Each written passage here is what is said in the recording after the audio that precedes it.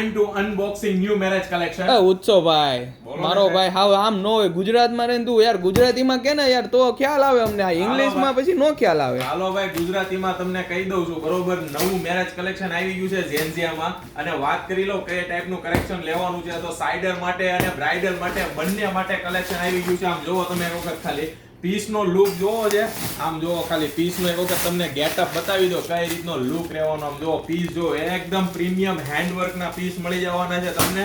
આમ જોવો તમે ખાલી રસ્ટ કલરમાં જોઈએ રસ્ટ કલરમાં મળી જવાના છે.